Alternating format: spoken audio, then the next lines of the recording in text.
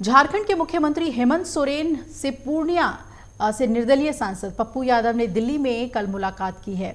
मुलाकात के बाद पप्पू यादव ने कहा कि हेमंत सोरेन जी से आत्मीय मुलाकात हुई, जिन्हें केंद्र सरकार द्वारा झूठे मुकदमे में फंसाकर प्रताड़ित करने और आदिवासी समाज को अपमानित करने का काम किया गया था।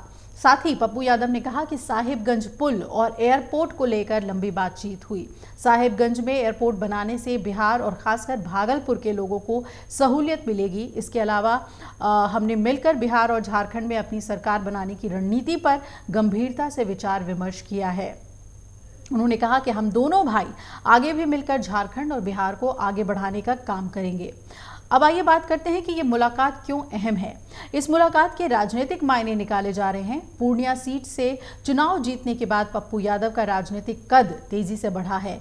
बिहार और झारखंड के कुछ हिस्सों में युवाओं के बीच उनकी पकड़ लंबे समय से रही है। वहीं हेमंत सोरेन भी जेल से बाहर आने के बाद एक बार फिर से जेएमएम को मजबूत करने की कोशिश में जुट गए हैं। अगले 3-4 महीनों में झारखंड में विधानसभा के चुनाव होने हैं और इस चुनाव में जेएमएम एक बार फिर मजबूत गठबंधन बनाकर चुनाव में उतरना चाहती है।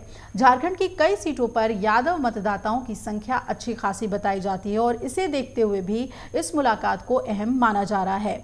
झारखंड की राजनीति में राजद, जेएमएम और कांग्रेस के साथ मिलकर चुनाव लड़ती रही है और पिछले विधानसभा चुनाव में पार्टी के मात्र एक विधायक चुनाव जीतने में सफल रहे थे। लोकसभा चुनाव में भी पलामू सीट गठबंधन के तहत राजद को मिला था, हालांकि उसे हार का सामना करना पड़ा। हालांकि राजद के प्रदेश नेता संजय सिंह यादव ने दावा किया कि विधानसभा चुनाव में 22 सीटों पर गठबंधन के तहत चुनाव हम लड़ेंगे। हालांकि गठबंधन में इतनी सीटें मिलने की उम्मीद नहीं है। इस बैठक के जरिए हेमंत सोरेन ने राजद को भी संदेश देने की कोशिश की है और बिहार की राजनीति में पिछले कुछ समय में पप्पू यादव ने तेजस्वी यादव को लगातार चुनौती दी है। पूर्णिया लोकसभा चुनाव और बाद में हुए रुपौली विधानसभा उपचुनाव में राजद की हार के बाद पप्पू यादव का आत्मविश्वास और भी बढ़ा हुआ है। ऐसे में इस मुलाकात को अपनी स्वीकार्यता बढ़ाने के एक रास्ते के तौर पर देखा जा रहा है। अविभाजित बिहार में झारखंड अलग राज्य आंदोलन का नेतृत्व करने वाली जेएमएम का अभी भी बिहार के कुछ हिस्सों में जनाधार बताया जाता है और जमुई के चकाई विधानसभा सीट पर जेएमएम के उम्मीदवार ने कई चुनावों में अच्छा प्रदर्शन किया है। जमुई के अलावा भी पूर्णिया के कुछ हिस्सों में रहने वाले कुछ जनजातियों के बीच जेएमएम की अच्छी अपील रही है। तो लोकसभा में झारखंड मुक्ति मोर्चा के 3 सांसद हैं, वहीं पप्पू यादव निर्दलीय जीतकर पहुंचे हैं।